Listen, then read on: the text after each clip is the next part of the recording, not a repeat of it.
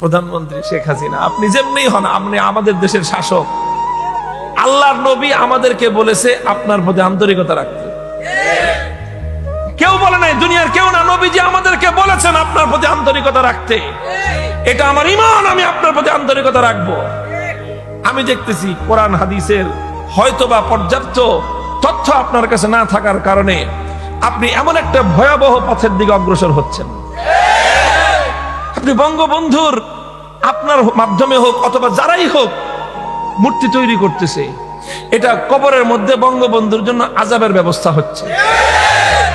এবং আপনাকে দেখে আপনি মারা, আজকে না হোক কালকে তো মারা যাবেন নাকি না, অমর থাকবে। উনি মারা যাওয়ার পরে উনি আজকে যা করতেছেন, ওনার পরবর্তী অনুসারীরা ওনারও তো ভাস্কর্য বানাবে। যেদিন ওনারও ভাস্কর্য বানাবে সেদিন এটার কারণে আপনাকেও কবরের মধ্যে আযাব ভোগ করতে হবে। এই কথাটা জানবার পর বলেন, এখন আপনাদেরকে এই আযাব থেকে বাঁচাবার জন্য চেষ্টা করার দায়িত্বটা এটা আমাদের পরে উপরে আসে কি আসে না? এখন আমরা আপনাদেরকে, আপনারা ঝাঁপায়ে জাহান্নামের দিকে পড়তে চান, আমরা আপনাদেরকে জোর করে ফিরিয়ে রাখতে চাই।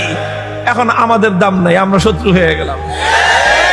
আর আপনাদের কাছে যারা আপনাদের এই সমস্ত ভুল কাজে উৎসাহ দেয় তাদের কদর হয়ে গেল দুঃখ এবং আফসোসের জায়গা। আল্লাহ রাসূল বলে দিলেন, ইন্না আশাদ্দান নাসি আযাবান ইয়াউমাল কিয়ামাতি আল মুসাফফিরুন। কিয়ামতের দিন আল্লাহ পাক রব্বুল আলামিনের পক্ষ থেকে সবচেয়ে কঠিন সাজা হবে কাদের?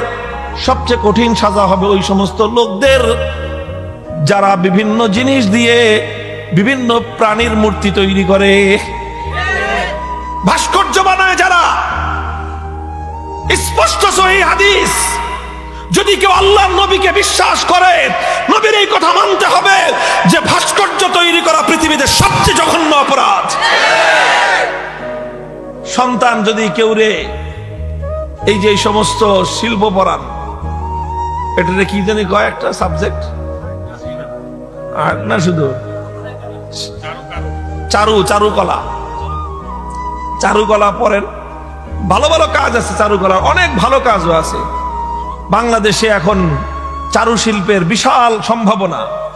এই যে টাইলস তৈরি হচ্ছে এখন বাংলাদেশে, আগে আমাদের দেশে টাইলস আমদানি করতে হতো চায়না থেকে, পৃথিবীর বিভিন্ন দেশ থেকে। এখন মাশাআল্লাহ বাংলাদেশে বিশ্বমানের টাইলস তৈরি হচ্ছে, নিত্য নতুন ডিজাইন আসতেছে। এই টাইলসের ডিজাইন তৈরি করা এই চারুশিল্পীদের কাজ। বাংলাদেশে তৈজসপত্র হইতেছে, বিভিন্ন ইসলামিকের আইটেম হচ্ছে। এটা ওয়ার্ল্ড ওয়াইড, আন্তর্জাতিক মানের করো, এখানে নতুন নতুন উদ্ভাবন করো, যত সুন্দর ডিজাইন হতে পারে সুন্দর ডিজাইন করো, ফুলের ডিজাইন করো, নানা ধরনের ডিজাইন করো। এগুলো চারুশিল্পের কাজ। সুন্দর সুন্দর কাপড় বানাও, সেই কাপড়ের মধ্যে সুন্দর প্রিন্ট করো, সুন্দর ডিজাইন করো, এটা হলো চারুশিল্পের কাজ। কিন্তু আমাদের বাংলাদেশে অল্প কিছু মানুষ এই কাজ করে, এবং এই কাজের জন্য দেখা যায় অধিকাংশ ক্ষেত্রে বাইরে থেকে আপনার এই চারুশিল্পী হায়ার করে আনতে হয়। আর আমাদের বাংলাদেশের এই চারুরা কি বানায়?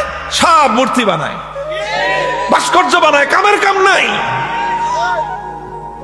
ভাস্কর্য দিয়ে বাংলাদেশের 2 পয়সার কোনো উপকার নাই।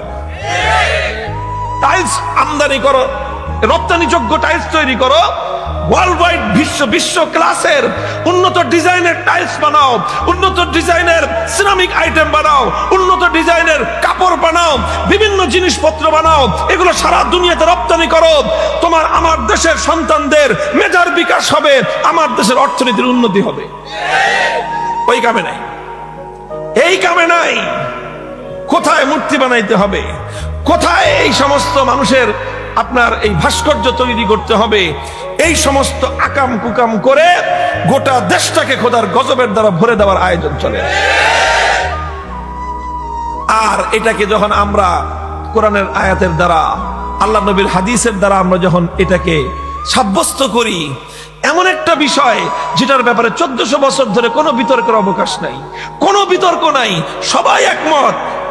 মানুষ যদি বিতর্ক হয় তাও একটা সুযোগ থাকে, অবকাশ থাকে, যে ঠিক আছে আপনার 4 জন বলছেন একরকম কথা, কিন্তু একজন তো বলে আরেক রকম কথা, তাও একটা কথা ছিল। এখানে 10 জনের মধ্যে 10 জনই বলে যে এইভাবে অবয়ব বিশিষ্ট মাটির দ্বারা, পাথরের দ্বারা, কাঠের দ্বারা বা অন্য যে কোনো কিছুর দ্বারা কোন মানুষের, কোন প্রাণীর যেটার মধ্যে জীবন থাকে তার অবয়ব তৈরি করা, যার চোখ থাকবে, নাক থাকবে, কান থাকবে, এরকম অবয়ব বিশিষ্ট কোন মূর্তি ভাস্কর্য তৈরি করা, এটা স্পষ্টভাবে কোরআনের মধ্যে, স্পষ্টভাবে ইসলামের মধ্যে হারাম। আল্লাহ রসুল দ্ব্যর্থহীন ভাষায় যে জিনিসটাকে হারাম করে দিলেন, এখন সেটাকে নানা ধরনের যুক্তি দিয়ে এটাকে সাব্যস্ত করার চেষ্টা করা হয় যে এটার মধ্যে সৌন্দর্য আছে। দেখেন, যেটাকে আল্লাহ এবং তার রাসূল ঘৃণা করলেন, ফাজতানিবুর রিজসা মিনাল আওসানি ওয়াজতানিবু কাওলাজ জুর। আল্লাহর কোরআন বলতেছে মূর্তি হলো একটা অপবিত্র জিনিস, নাপাক জিনিস। হে ঈমানদারেরা, সব ধরনের মূর্তি থেকে তোমরা দূরত্ব অবলম্বন করো, পরিহার করে চলো।